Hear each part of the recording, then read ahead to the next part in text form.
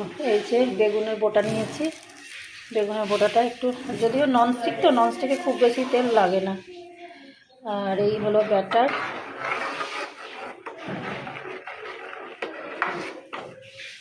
এই যে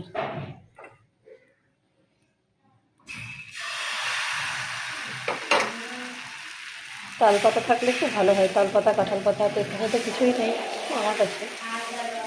এটা তেজপাতা ভাজ করে নিয়েছি।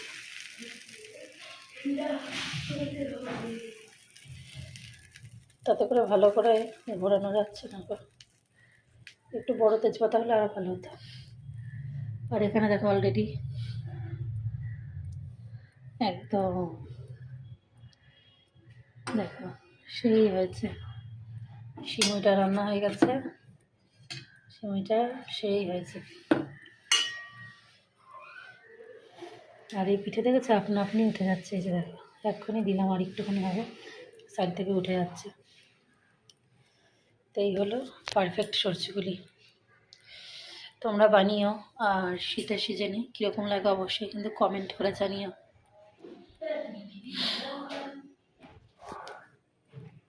দেখেছ, কোনো কিছুই কিন্তু লাগে না, হাতটাই যথেষ্ট।